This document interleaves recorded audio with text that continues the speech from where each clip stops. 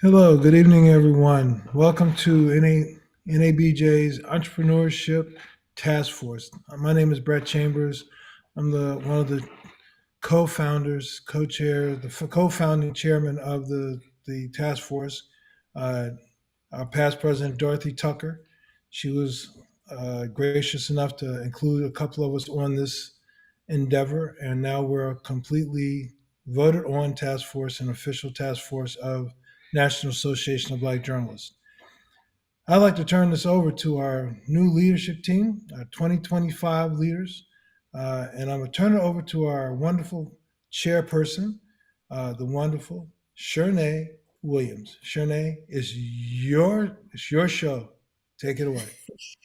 Well, thank you so much, Brett, for founding this organization and allowing us to serve on the leadership team. We also have Wayne here, we have Lisa, and you're going to meet them later as well. But they are also a part of our leadership team, helping to make all of this happen. And so we're excited that this is our first event of the year. The title is How Collaborations Can Help Local and Independent Media Thrive. A lot of us are media entrepreneurs or maybe aspiring media entrepreneurs. And so today we want to talk to someone who has been doing this for a while. It's actually a family business. And before we get to that conversation, though, I want to make sure that everyone watching is on our email list so you can stay up to date on all the great things we have going. So, a link for that is going to be dropping just in case you aren't on our email list. And now I'm going to toss it over to Lisa.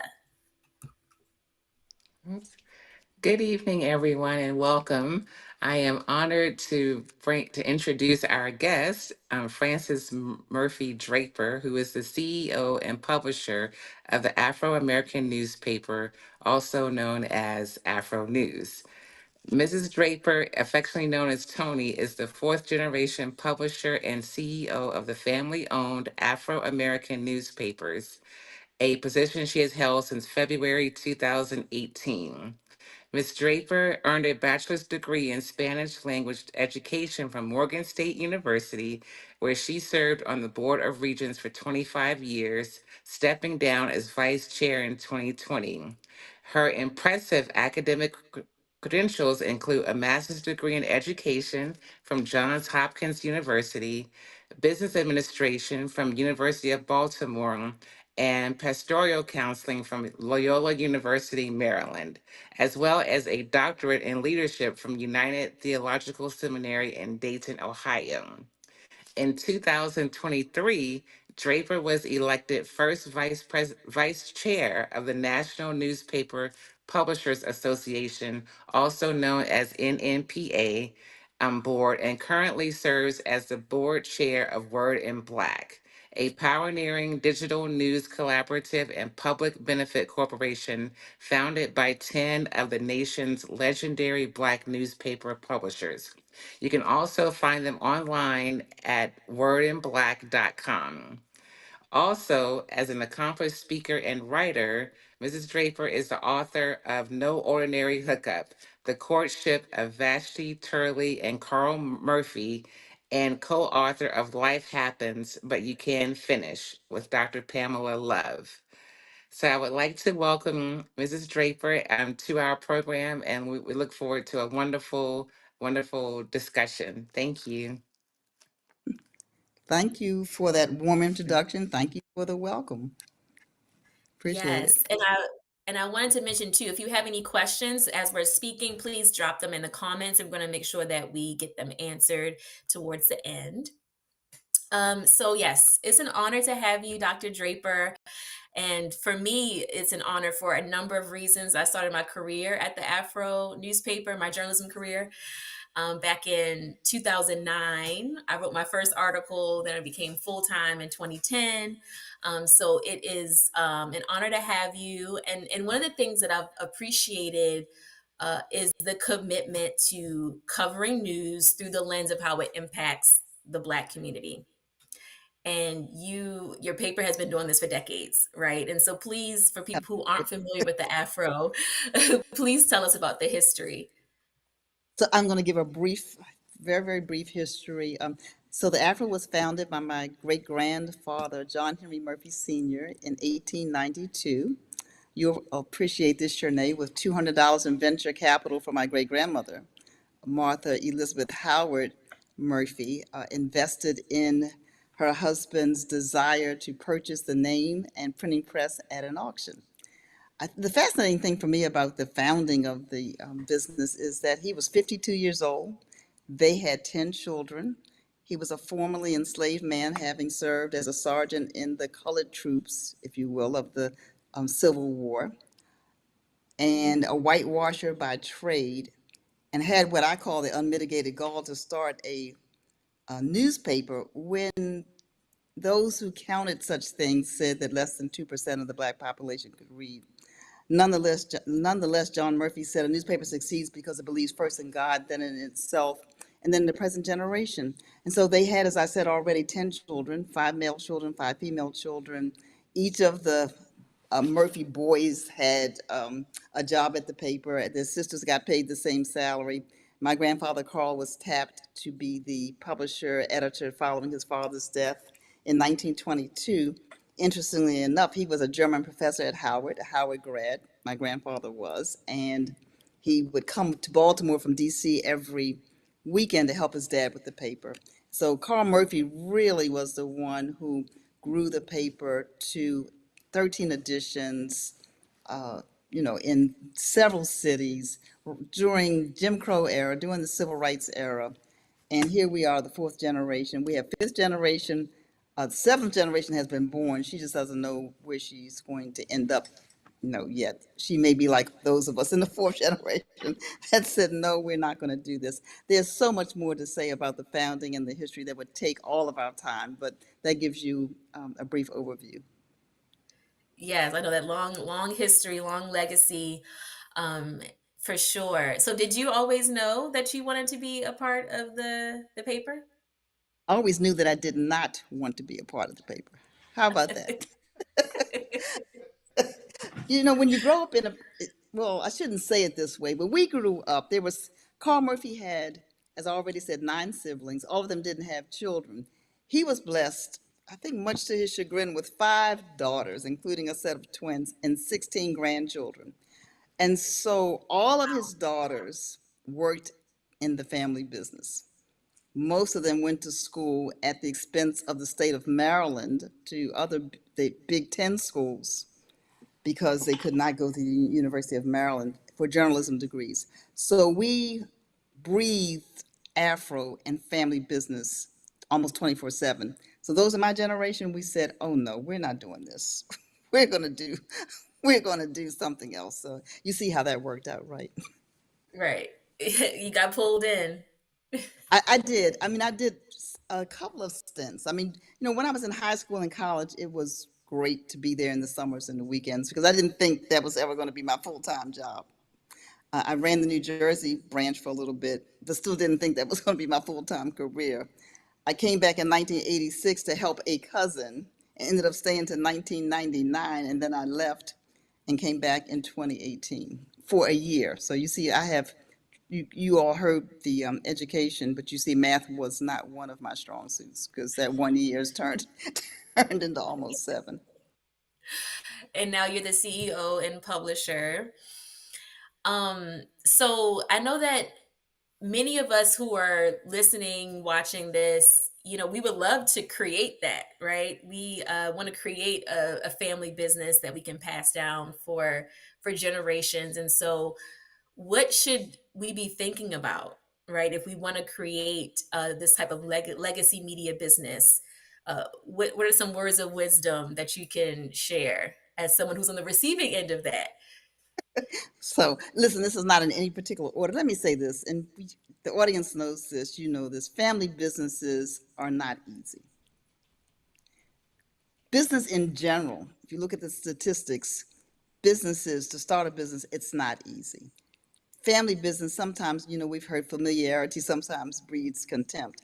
In our family and in many families, you have so many people who deservedly, could be in charge of a business, but everybody can't be in charge of the business. So we have a huge family. So one thing I think to recognize is that whoever works in a family business should be skilled and capable in the area that they're working. They can't just work in the family business just because their last names happen to be the same. They have to bring something to the table, right? They have to bring something. So my grandfather made sure that, as I said, all of his daughters were highly qualified to be in this field. That's the first thing. The second thing is you can't wear your heart on your sleeves. It is a business, and so sometimes it's hard to separate that. So in our family, I don't want to make it sound like, we were the ideal family. We had the same kind of struggles as many, many families did. But someone in the family had the foresight to say, we need to organize this business in such a way that if you are not happy with something that I do today, you don't pick up your ball and just go home, right? And so we had various configurations of how we operated. We are a for-profit, C Corp. So we're not a partnership or an LLC, a sole proprietorship. We are a for-profit C corporation with shareholders. It just so happens that 100% of the shareholders happen to be families. So, and there are a lot of us, as I've said probably 3 times. So we had to find structures like voting trust agreements and other ways to keep the business running, even if tempers flared and people didn't quite agree about how something should happen in the business. So you And brought that up the still goes on business. today. It Oh, still say it one more goes on time. today. It still happens today. We have to be very intentional about management. We have to be very intentional. We haven't talked about it. You might ask about it, about succession. We have to be very intentional about how our shareholders are treated, but shareholders are not, even though many of our shareholders today are also our board members, shareholders don't necessarily have an automatic seat on the board, and shareholders aren't automatically in charge of things in the business. But back in this, when the second and third generation, when they ran the business, almost the whole business was family. And so we are here today talking about partnerships, right? Because the Afro has the long legacy, but you also collaborate with other Black-owned news outlets around the country. And so can you talk about why that's important, those Well, first of all, partnerships? no business really stands on its own by itself. You have customers, you have suppliers, you have business partners. Sometimes you have those who are competitors, for example. And so in this time that we're in, especially in journalism, we felt it was necessary to form Word in Black. But even before that, let me say this. There are about 225 to 250 Black newspapers left in the country, which that's a small number, right, for the entire country. And so associations like the National Newspaper Publishers Association, NNPA, were formed long ago, understanding that when we bring our collective minds together for the good of the industry, then the industry thrives. Out of that, Word in Black is separate, but there are other groups of Black newspapers that do things together as well. We actually formed a digital business, so it's a digital startup. So we're legacy press, but we're not stuck in the past. Sometimes you hear the word legacy and people say, oh my God, they're old and they just have print, and nothing wrong with print, right? But they're stuck in the old way of doing things. No, our mission is the same. Our methods have changed over time. So our mission is still to uplift the Black community, to advocate for the Black community, to report on things in the Black community, to be unashamedly Black. We don't need anybody to tell us what we can't be and what we can't do and what we can't call ourselves. We're true to mission, but the methods have changed. If you look at any industry, if the industry is to survive, then the methods have to change. And so people say to me, for example, well, we're in a technological age. You were in a technological age when the computer first came out. CompuGraphics 8400s came. I mean, when the equipment changed, the technology changed over time, you were in a technological revolution. Then it's a matter of what your take is on that and how much you want to, you really want to be intentional about trying to keep up with it. It's AI today. it'll be something else tomorrow. But your mission stays. Your core mission of how you serve community and how you speak for community stays the same. And how do you balance that, right? Because everything is constantly changing. And so how challenging is it to stay true to the mission as, so much changes, social media and like you said, AI. How do you maintain all of that or juggle Well, all of that, I should say? I don't know that you juggle it all. I think you have to find your lane. Now, in terms of the technology, you do the best that you can, as everybody else does, to keep up with it, to be conversant about it, to use what works for you, right? And everything that comes out may not work for your organization. And we can't be Hmm. all things to all people. We have to do what we do well. But here's one thing that technology cannot replace yet, maybe in the future, is the trust that you have with your community. That's Black right. media has a trust with community. Black journalists, no matter who they work with, if they are true to who they are, they have a trust with their listeners or their readers or their viewers because they say to themselves and to that person, I know you're going to cover my story and you're going to do it fairly. Now you can't do that always just because of the color of somebody's skin, right? I mean, we don't need to even call up some examples, but we know what I'm talking about. But once that trust is developed and you don't do anything to erode that trust, people will come to us, and they'll come to us first because they know we're going to get the story right, and we're not going to keep doing what I call the Chappaquiddick's, I'm not even saying the word right, syndrome, the Ted Kennedy syndrome, that every time something happens in your life, we put it in the last two paragraphs, the wrong that you did 40 years ago. Hmm. Hmm. Right. And too often, we as a community don't get the kind of coverage that we need for the positive things that we're doing in the community. But the Black press can afford to do that. We can afford to do story after story after story about what's happening in the Black community. We can also afford to hold our politicians accountable, so it's not a free ride. We can afford to talk about hard issues, but we can balance that as well.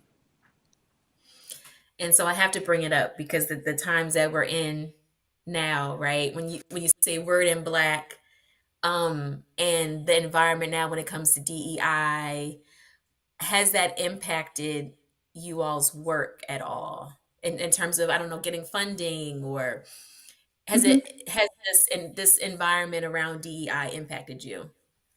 Yeah, so the environment has impacted us as an African American business, right? Right. It Hmm. has not impacted us for what we write, by the way.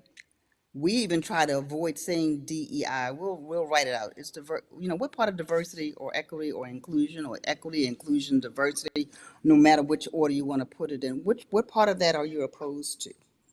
Hmm. And so we are not shying away from those issues, those stories that are important to our community.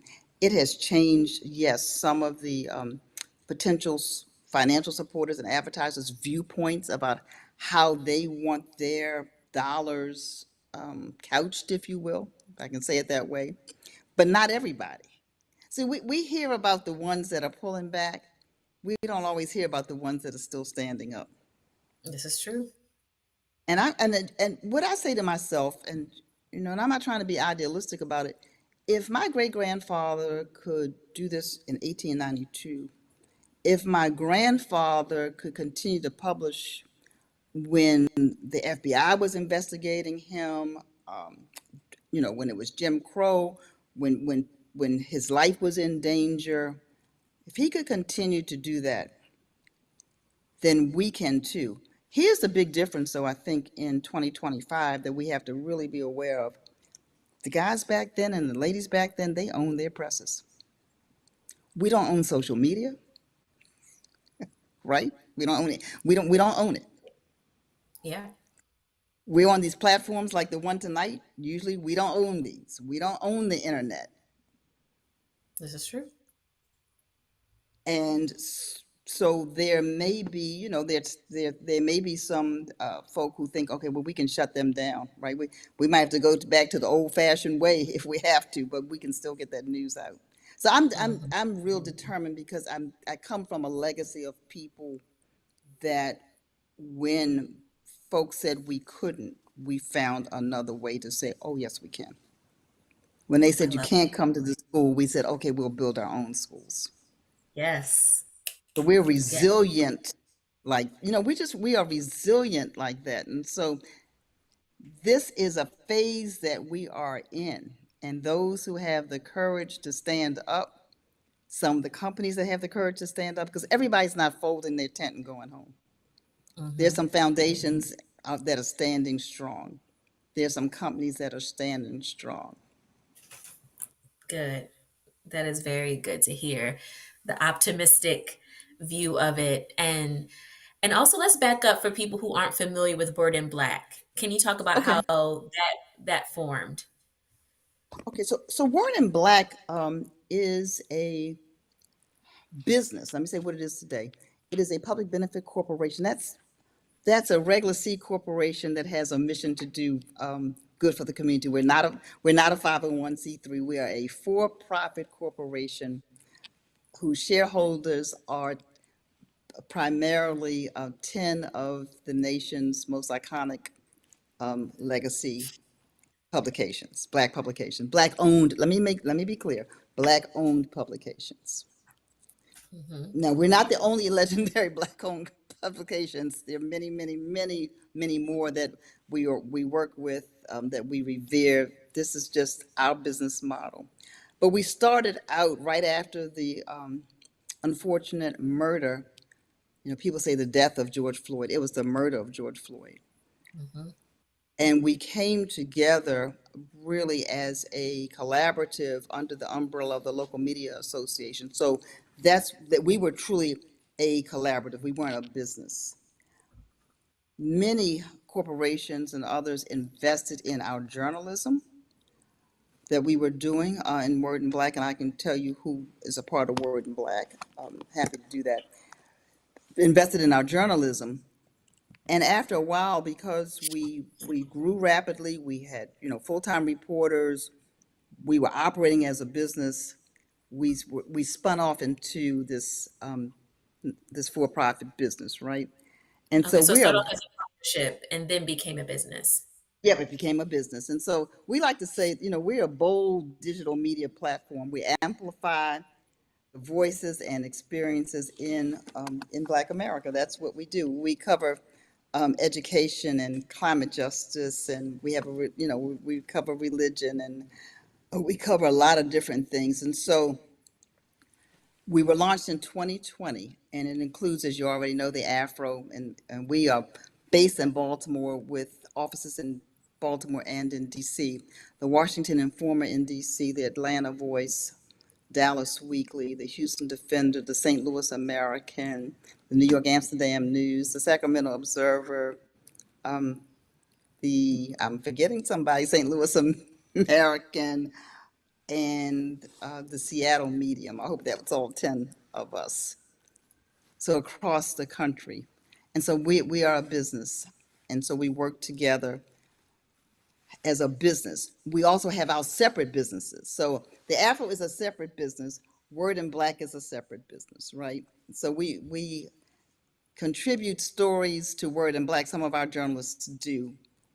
When I say contribute, we write for our own individual publications, and then Word in Black or Word in Black publications may pick it up, and vice versa. But Word in Black also has its own newsroom. Okay. So every outlet has their own reporters reporting as they normally would, and sometimes you Yep, guys you'll swap stories or share stories, and then Word in Black yep, itself has its own individual reporters as well to produce correct, content for everyone. correct. Right, and we have our managing editor. I mean, we have our whole staff and a whole team. And so what is important to understand is that Word in Black is a separate, independent business in addition to our own businesses. Got it. And then each outlet is an owner of Word in Black? Is that how it's Right, structured? right. No, each outlet is an owner of Word in Black. Local Media Association is also a part owner of Word in Black as well. So we have 11 shareholders Okay. in Word in Black. And why was it important for you to be a part of it when you first heard, or how did you first hear about it? How did it start? You know what? I wish I could remember. One of the publishers called me to say that this was being formed, and did we want in? And I'm a collaborative person, right? I really am. I'm a collaborative person. I believe that you can do more in collaboration than you can do by yourself, really. And so that's just my nature anyway. And none of us has Mhm. cornered the media market, the Black media market, in a way that we can say, well, I don't need you, you don't need me. We need each other.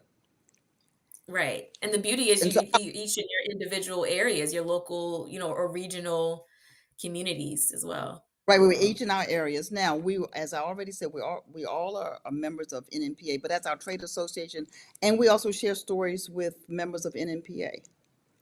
But we wanted to come together as Word in Black to just go a little bit deeper in our journalism together, and to be intentional and to create this. This is a digital startup, and so Word in Black doesn't print. Everything we do is digital for Word in Black. And so we have done, all of this journalism together, and we announced back in December that we are going to also do some data driven insights together. So we have a whole data platform we'll be launching a little later this year. And So so how has it been collaboration, helpful? Oh, I'm it's sorry, I been cut help. you off. Can you say it again? No, no, I said collaboration is important. Word in Black has been helpful for us in a lot of different ways. Uh, First of all, the journalism that is being produced by the Word in Black editorial team is phenomenal. They're producing some stories and some in-depth and investigative pieces that we neither have the resources nor the staff the time to really develop, right? So they, for example, they did a whole, they, Word in Black did a whole Mhm. series on the adultification of Black girls. And they dug deep into that subject that we all know exists in, I don't remember how many stories, forgive me if Word in Black folk are watching, but we did several stories on that topic. And Mhm. from those stories, we did some webinars and other discussions around that topic. Very important topic for the Black community, one that we didn't have the resources to assign someone to dig deep into that. Or climate Mhm. justice, for example. We don't have a climate reporter. Yes, we run climate stories every now and then. We don't have anybody dedicated to climate. But Mhm. Word And in you have Black, someone dedicated to religion as well? religion, right. And so Yeah. the Reverend Dorothy Bulware, who was our managing editor, by the way, but we're glad to see her on the Word in Black team. She is killing it, Shernay, on her beat, right? She already had She's the a background, a fantastic writer. This is something she's passionate about. So she was managing editor for the Afro, doing what managing editors do, but now she can just go deep and write about those things that she's passionate about. And we get the benefit. Word in Black gets the benefit because she writes so well, and the stories are so engaging. And we get the benefit because we get the coverage. For example, her interview with Father Michael Curry that she did, I guess, about a month ago. Uh, we didn't have anybody to go and sit and talk to Father Curry at that moment, but she did. And we get the benefit of it. Mhm. And you've talked about business structure a little bit throughout, and the Word in Black is a corporation, right? For Yes, profit. yes. And I know a lot of people when they're just a lot of media entrepreneurs when they're getting started, they're thinking, okay, LLC, corporation, or even nonprofit for profit, even starting there. So can you talk a little bit about why it was important to be a for profit versus a nonprofit entity? Well, well, first of all, as I said earlier, it's a tax status, right? For profit, not for profit. It's a matter of whether or not your earnings are going to be taxed or not, or your contributions are going to be taxed, right, that people make to you. So we decided on a for-profit model. 9 of the 10 Word and Black publishers are for-profit, but we still wanted to have a public benefit, and the IRS has a provision that you could do that. So we are like a both and almost, but we're not. We're for-profit, but our journalism definitely is for the public's benefit. It just depends on the entrepreneur who's starting. So there are pros and cons of all kinds of business structures. What I say to people is the first person you have to hire, the first 2 people you have to hire if you're thinking about any kind of business is a lawyer and an accountant. Mm-hmm. And have he or she or them, if it's a whole firm, whatever, whatever their structure is, actually sit with you, understand what your mission is. What are your values? What are you trying to accomplish? And what business structure works best for you? And so often we jump out and say, I want to start a business. Let me just, and the first thing we do is we get an EIN number. Then we Mm-hmm. check to see if our domain name is still available. And we spend a lot of money and we set up all these things. And then it's like, if it takes off a little bit, we're like, what am I supposed to do? Well, wait a minute, hold it. You need your accountant and you need your lawyer first, and you need your accountant to help you Mm-hmm. set business up the correct way. And then you have to understand that you may be the only person at first. I don't care how you set it up. unless somebody has come alongside you and said, Shanae, girl, I'm investing a couple $1 million into $1 you. million.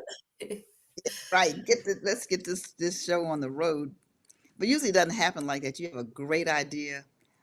You want to market it, or you have a great desire. A lot of people have a great desire to be entrepreneurs. I want to do my own business. I'm tired of working for somebody. I want to do my own. But there's a Mm-hmm. process. So we Yes. just hired a general manager in January. Oh, okay. Yeah. So we didn't start out with a big payroll or anything like that. We Start started lean. out. Yeah, we started lean. We did have a lot of support, mostly philanthropic support, and yes, for-profit companies can raise money through philanthropy to fund journalism. We did do that. Is that through getting a sponsor? What is it called? Fiscal agent. It's Thank you. mhm, Fiscal. Okay. Fiscal sponsor. Got it. a fiscal sponsor, fiscal agent, and so there are things that you can do to fund your journalism. So we were really intense about, we're not making a profit from this. We haven't taken a profit out of this business, even though it's a for-profit business. But our business plan says that there will come a time when the shareholders will get a return on investment. So for an independent media entrepreneur right now, how do you recommend that they start to form these partnerships and make these connections and find like-minded folks to get into business with? Okay, so the first thing I think is to understand yourself before you find somebody else. No, Great no, advice. yeah, know you, because everybody is not, suited is not the right word. It's not built to be in business with somebody else. Some people truly should be sole proprietors of their business, especially at first. Other people say, you know what, I've done an assessment. So let me answer your question directly. Do an assessment of your own skills. Mm-hmm. Know where your strengths are. Know where you could use some help, right? So I'm CEO, publisher of the Afro. I came back for a year. We already talked about how that didn't work out too well. For the first, maybe, I don't know, maybe the first year I was there, clearly, even with my MBA, things that related to getting HR manuals and those things in place, which were not there when I got there, but I knew they needed to be there. That was not my forte. In fact, two or three of us spent a long time trying to pull, to update, if you will, to modernize an employee handbook. Mm-hmm. I reached out to another cousin of my generation who I knew had the skill set, who thought he was retired, right? And who said to me very casually one day, "Hey, let me know if I can ever help out." Well, after about the third go round on that employee handbook, I'm like, "Oh, wait a minute, hold it. He has the skill set." Let me call him up and see what he means when he says, let me know how I can help. Mm-hmm. He whipped that thing that we were spending 9, 10 months trying to revise and modernize or whatever we were doing with it. In about 2 weeks, he took all the stuff that we had done, did whatever he needed to do, checked all the legal stuff and the regulations, and had it done. Okay. So you have to assess and know what your own, you had to do your own SWOT analysis of yourself. Mm-hmm. What are your own strengths?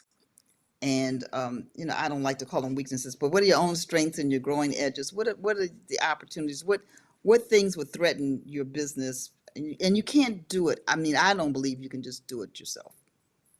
Mm-hmm. You need other people, but you got to know yourself. If you're not a numbers person and you're getting into business, that's going to be a problem unless you, like I said, unless you have a good accountant. But your external accountant is not the same as a person necessarily who keeps your books internally. And that's Mm-hmm. another thing that happens to us when we go into any kind of business. We don't set it up like a business, and Mm-hmm. then we wonder what happened. We have to have a Mm-hmm. business. I'm standing on good ground though, because my grandfather set a good example about business. I mean, it was a union shop. It was 200 and some employees. The company had its own presses in 13 editions, 4 or 5 different cities. And I knew him. I mean, he died when I was very young, but I knew him and had a chance to watch how he worked. Mm-hmm. And it sounds like from your experience working with, reaching out to the cousin who's good with the HR, that even sounds like people, you can have a contractor. So maybe you have a good Yep, contact and you can hire them for a particular project. And that's a form of collaboration. And maybe you guys aren't it in is. business together, quote unquote, but you're, supporting each other in that way. Right. You're supporting each other in that way. We have a good finance person. Right now, speaking of collaborations, we are in what's called a shared services. It's a collaborative where we pay a fractional cost of a service that we need along with other Black newspapers. And this is in addition to Word in Black, right? And Mm, there were three opportunities to purchase shared services. One was in technology, one was in fundraising, one was in sales. And so we're doing the sales and the philanthropic funding one. So we get to is that, share a fraction. Hmm? oh, that's great. Is that through the local media association or? Yes, that's it. Well, it's through what's called the Bloom Lab, which the local media association birthed that. They didn't fund it; they birthed that. And so the cool thing about that is, we're paying a fraction of what it would cost to hire that professional. We're getting a fraction of that person's time, but we're also getting the benefit of being in a group of only like 5 or 6 other um, Black-owned newspaper publishers in that group, right? And so we can also learn from each other. So we're just Oh, that's starting that. Yeah, it just started like this month, so I can't tell you about the impact yet, but I love the concept, me right? too. Yeah, I love because when you're in a business, a small business, And most businesses in the United States are small. They're small businesses. They're under 500 employees. They're under whatever the SBA's guideline is. They're under that. But when you can share a marketing person with 4 other people, and you're paying just a fifth of that person's cost, it helps. Oh, yes, that makes a huge difference. It does. It really does. And I wanted to also, before we wrap up, talk about other ways to bring in income, right? So, of course, you have maybe sponsors, but I have gone to restaurants and I've seen Afro TVs in there. Right. And so Digital you're billboard. displaying things. And so, can you talk about how you're being creative about that as well, of generating revenue I'm glad. for? Yeah, I'm glad you asked that, because multiple streams of income in any business is what you have to do, right? You just really, you have to take what your core business is and say, okay, what else can I do for my core business? So what was our core business? Our core business was getting the news and information about and for Black people out into that marketplace, right? So the digital billboard network, what you're talking about, we have 30 digital billboards, mostly right now in the Baltimore area, where we are displaying in a constant stream our news, our content. So it's in restaurants and barbershops and gyms, places where people spend a considerable amount of time. And so just imagine, like it is when you go into a bar, for example, and they just have the game on behind, on the video wall. Well, this is what this is like. It's having our news on a video wall. And then at the bottom third is our logo and how to contact us, but also advertisers can advertise on our screens. The cool thing about it, speaking of technology, it's not just the digital billboards. I'm glad you've seen them, Shernay. It's also Yes, the I've seen. it's also the geofencing. And so if I come to your business and say, hey, Shernay, I see you have this beautiful spa. I'd like to put this billboard in your waiting room, this screen rather, in your waiting room, right? And by the way, if the person has a cell phone on them, I can tell you where they came from and where they went after they left your store. I can give you some data back about that customer. So that is a creative way of is getting our news is just continually looping, and we control it. We're feeding the news to that network, right? And so it's continuously changing. And if there's a competitor, so if you're a spa owner and a spa owner down the street is also on the network, her customers won't see your ad and your customers won't see her ad, right? We make sure Mm, that that's one creative way. The other creative way is not new. We do a lot of events. So we just partnered, speaking of collaboration, with Real Times Media, who's one of the people in Word in Black, also in an NMPA paper. They have a signature event called Who's Who in Black. It's their event. They do it all over the country. Who's Who in Black Charlotte, Who's Who in Black Cleveland, Who's Who in Black Detroit. We did a Who's Who in Black Baltimore. So that was another way to cooperate. Just 2 weeks ago, fabulous event. We'll do an event this week with 900 to 1,000 people. We can collect some data, have some fun, talk about our brand, right? Find out, mhm. people will come up to me and it's this week. They'll come up and say, "Hey, I have a story. Are you all interested?" So we'll meet some potential readers and advertisers You have a good yep, contact. and people that we can interact with. I'm Yes, sorry, absolutely. Shanae, did you say something? Did I miss something? No, I heard my voice, but I didn't say anything. I heard your So I think voice that might have too. been some feedback or something. Yes, no worries. But no, excellent. You've been dropping some gems. We so appreciate it. Any final words of advice for, media entrepreneurs who are just getting started or working to grow? Anything you want to add about partnerships or business in general? Well, here's what I would say to aspiring entrepreneurs is follow your passion, but have a plan. A lot of times we follow our passion and we don't have a plan. Mhm. And then the lack of a plan quenches our passion, because then there are problems, right, that just crop up that we didn't anticipate. Now, that's going to happen anyway, but do a plan first. And it does not have to be every single thing, because you're not going to know every single thing. And it's all right if you use AI to help you to develop that plan. Mm-hmm. You just have to make the right query. You can't just put Mm-hmm. into chat, tell me how to make $1 million. You got to put a little bit more in there about what you're trying to do, how you're trying to do it, what assets you have. You have to do the analysis, and then, Yes. then Double let it check create. what you guys Yeah, let pushing it out. create. Yeah, right. Let it push it out in a good format, right? But you have to, it's like baking a cake. You at least have to have the right ingredients. Mm-hmm. I tell people I love AI. I use it every single day, but you got to if you don't put the right ingredients in, if you put salt into the recipe when it calls for sugar, I did that one time for a pie crust. It came out terrible.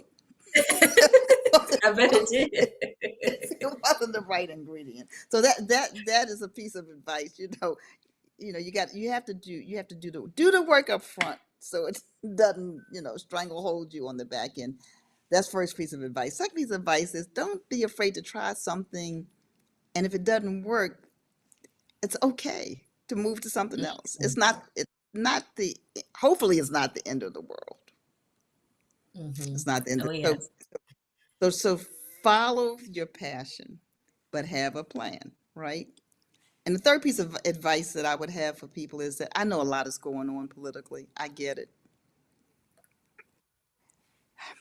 How about this? How about let's stop quoting all the negative things that are happening?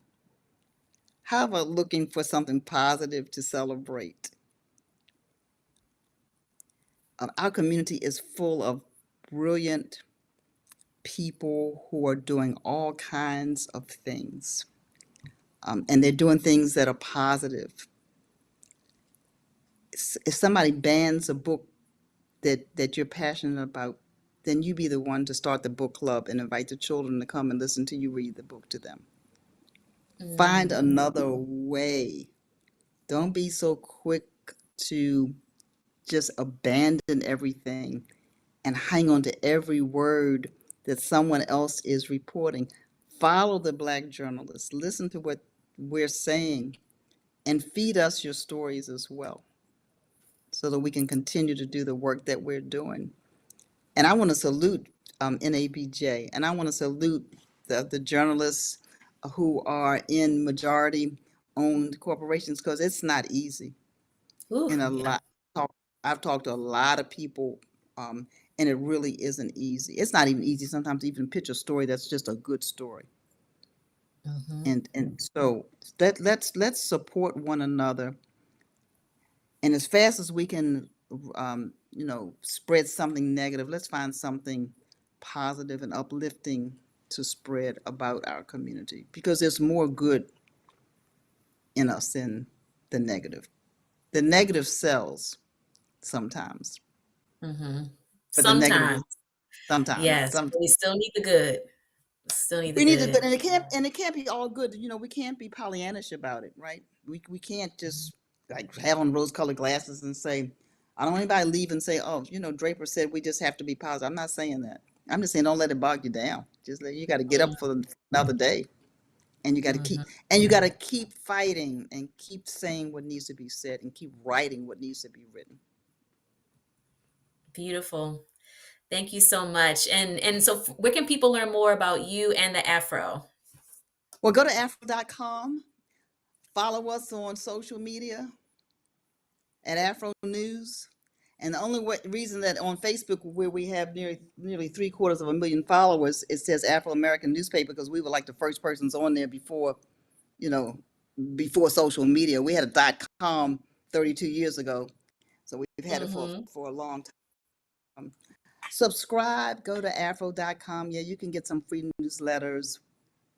I'm glad to send them to you, but for less than the cost of 2 Uber Eats, you can also subscribe. And if you All want to right. know a little bit about Carl Murphy, who I talked about a lot tonight, not only was he a hard-hitting publisher, he also wrote prayers in the midst of his editorials.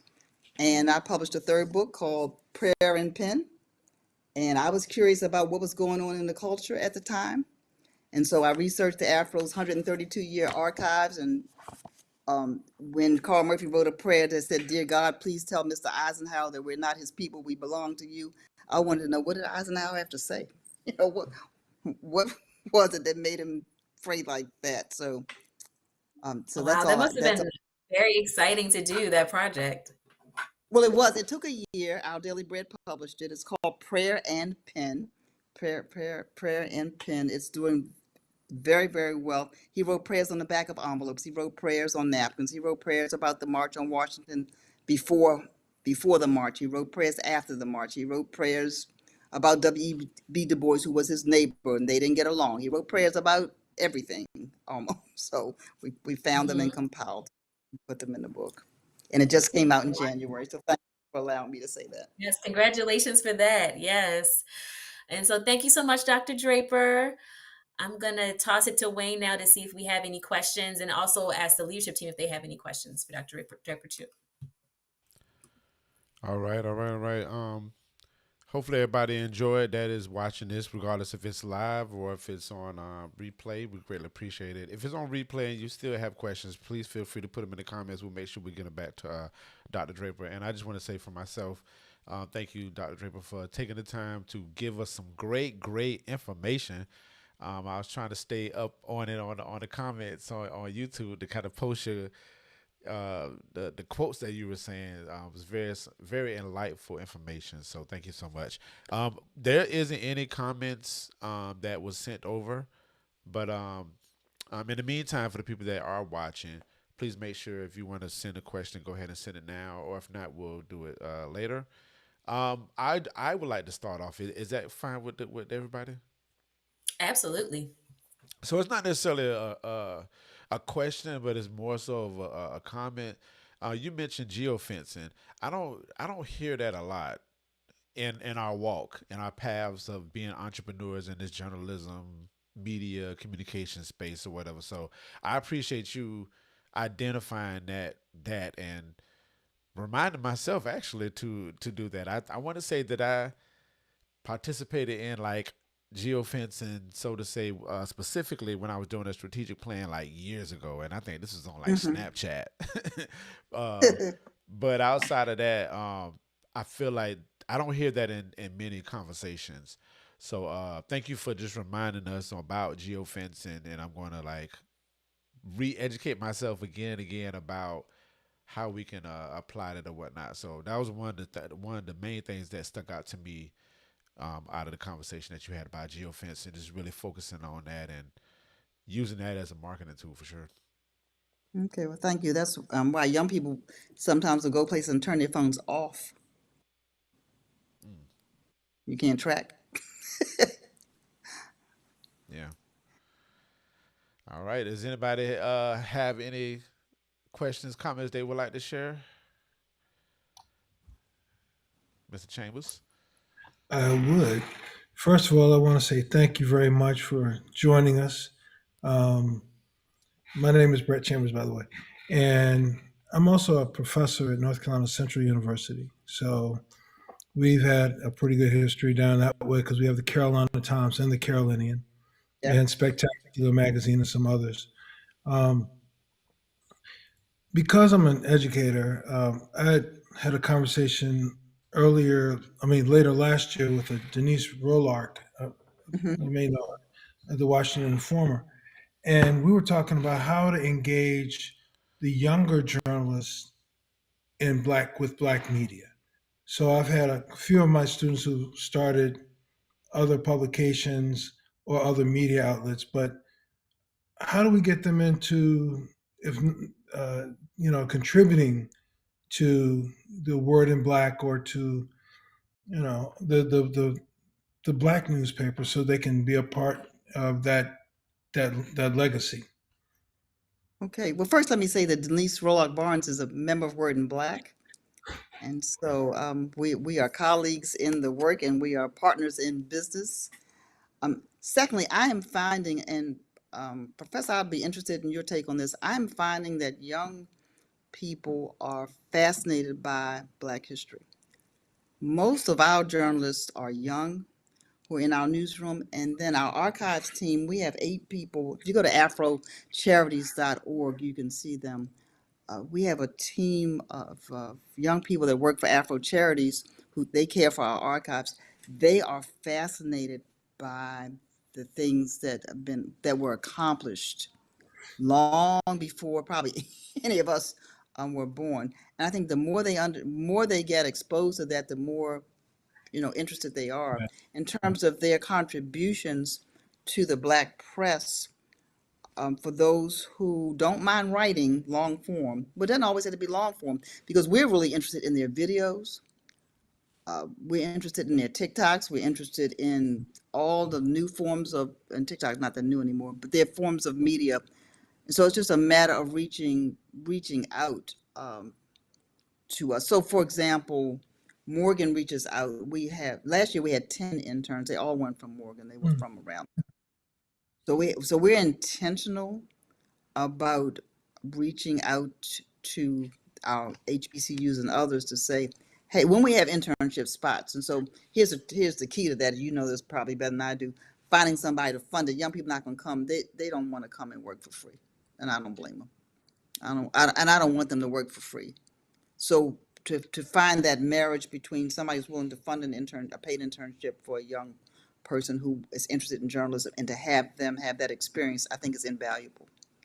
But even if they don't get the internship experience, I don't know what class you teach, but even if the professors would expose them to the Black press or invite us to come and talk to them and encourage them. Consider yourself invited. I'll go ahead and interrupt you right now. All right. Consider yourself, Okay, good. yeah, because first of all, I they teach can blog for introduction. us.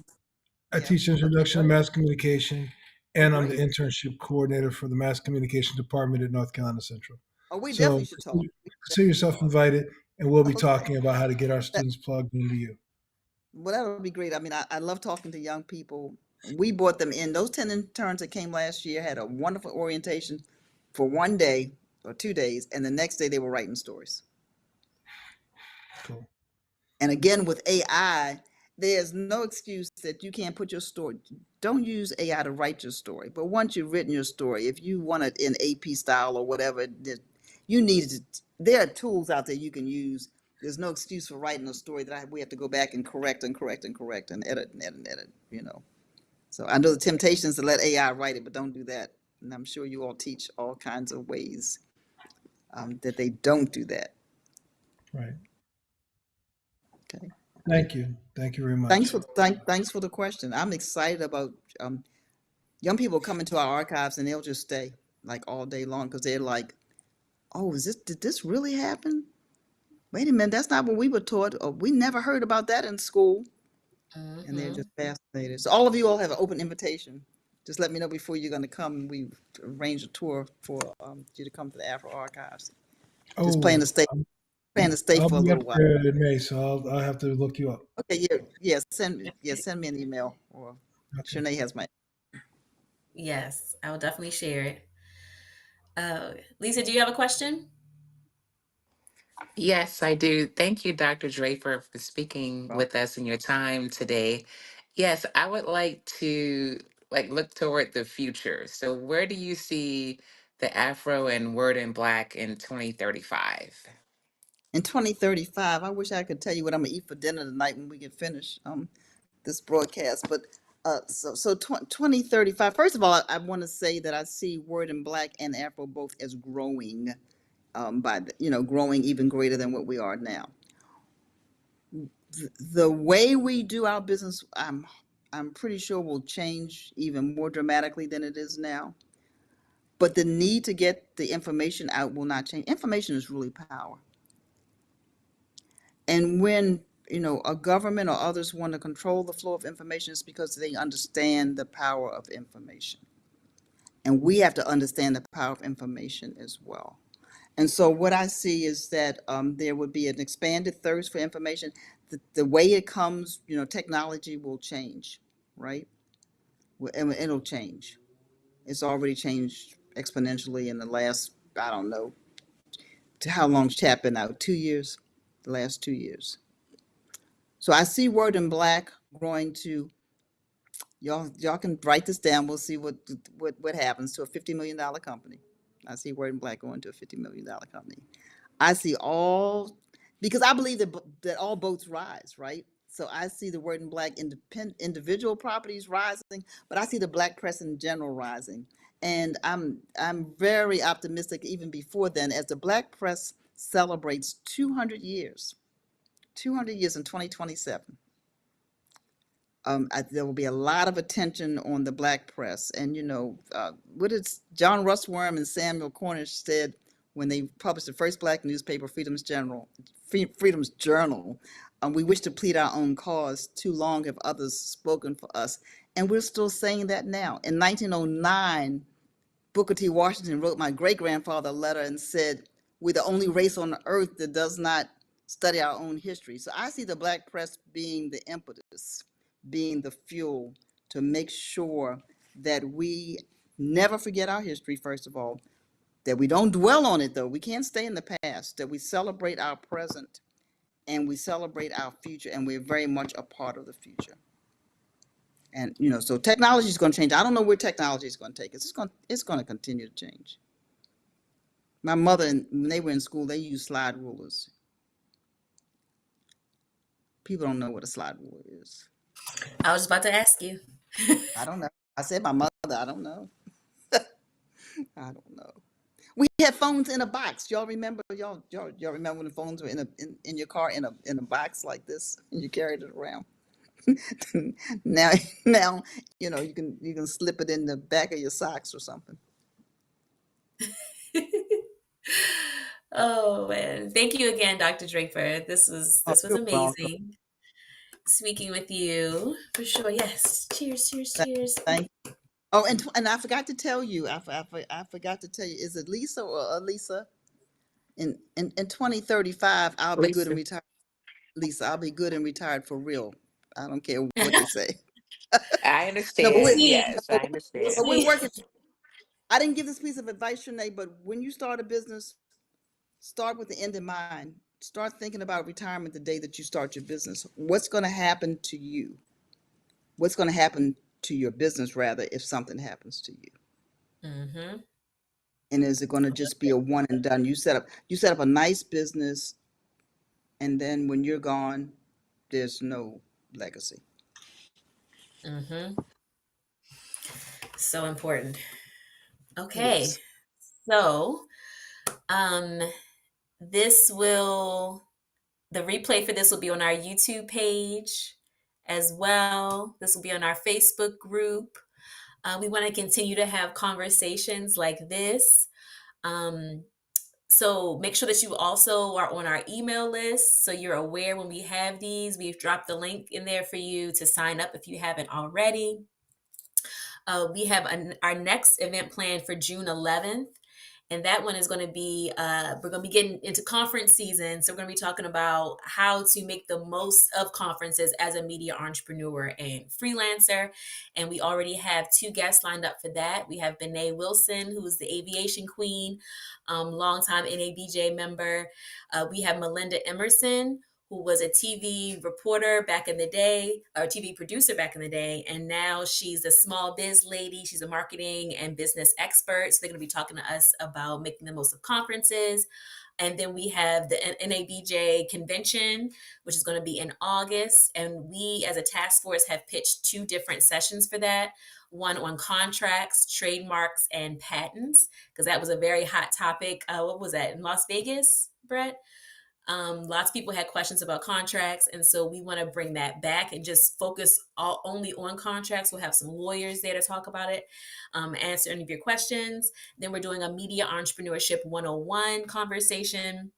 We're going to be talking about, what you need to be thinking about when you're starting a communications business, a news venture. So Brett will be on that one. We'll have Rashonda Hall, who's an NABJ board member and the founder of a social media agency, talking about the communication side. And then we'll have Georgia Fort, who's a very dynamic former TV reporter who's now a YouTube journalist. She started her own independent news site as well, and she has a nonprofit.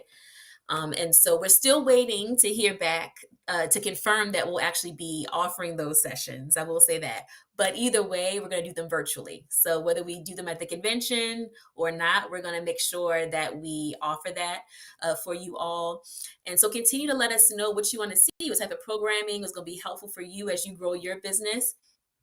We want to know that. We want to keep that in mind. What else? In November, I think, Lisa, we're going to do a session on starting an online news site, right? So send us your advice. Let us know what you want. And please post in the Facebook group, because we want this to be a way to hold yourself accountable, right? So let us know what you're working on, what you need support with. We're going to be in there to support each other. That's what it's all about. So yes, those are my final words. Anything else anybody on the team want to share? We good? All right. Well, you know where to find us. Make sure that you support the Afro, you support Word in Black, and Dr. Draper. And it was a pleasure. And we will see you all very soon.